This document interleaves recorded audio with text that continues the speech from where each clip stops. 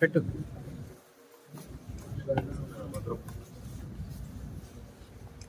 ఇలా ఒక్కొక్కరికి చుట్టుపోతే టైం సరిపోతుంది.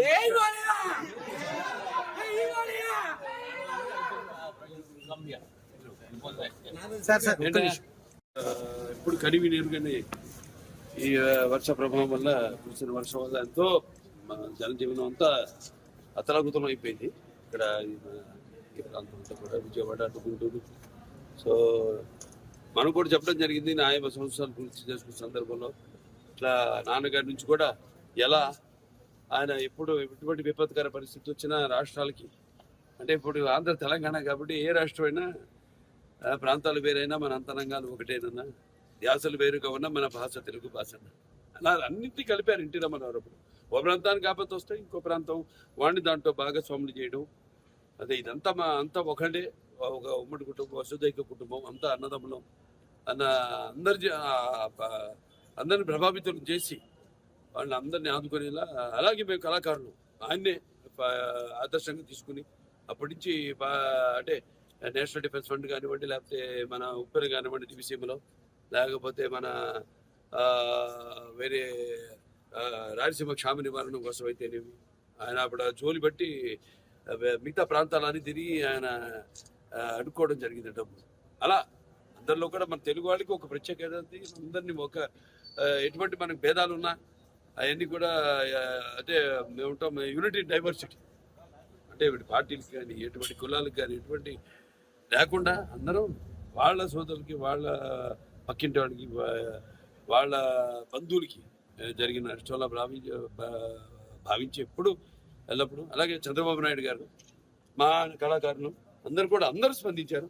వాళ్ళ సిద్ధు చంద్రబాబు గారు అయితేనేమి, లేకపోతే బ్రో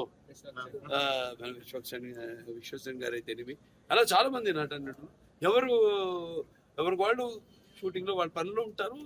ఇప్పుడు మాకు ఖాళీ దొరికింది కాబట్టి ఒక్కరోజు వచ్చేసి, ఎందుకంటే ఇప్పుడు అనౌన్స్ చేసి చాలా రోజులైంది, వచ్చేసి మా సహాయార్థం ప్రజలకి ఇక్కడ బాధితులకి ఈ యొక్క సీఎం రిలీఫ్ ఫండ్కి ఏదైతే వచ్చింది మేము అనౌన్స్ చేసామో అది ఇవ్వడానికి వచ్చాం. అలాగే చాలా మంది కూడా ప్రభావితులయ్యి వాళ్ళు అనౌన్స్ చేయడం జరిగింది.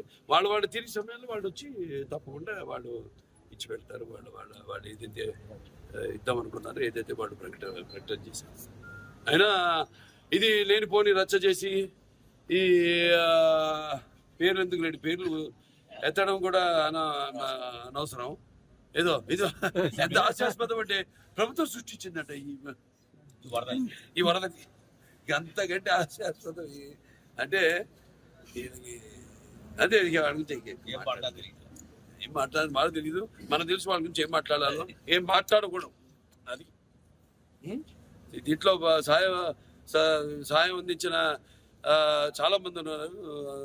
అక్షయ్ వాడు ఉన్నారు, భోజనాలన్నీ అందరు కూడా ఇప్పటిదాకా 10 లక్షల ప్యాకెట్లు, వాళ్ళ రోజుకి 2 లక్షల ప్యాకెట్లు. వాళ్ళు కూడా ప్రభుత్వ సహాయ సహకారాలతో వాళ్ళు కూడా మంగళగిరిలో ఈ వంటగది పెట్టి వాళ్ళు వాళ్ళు అందరూ కార్యకర్తలు అయితేనేమి, నాయకులు అయితేనేమి, అందరూ కూడా దీన్ని ఒక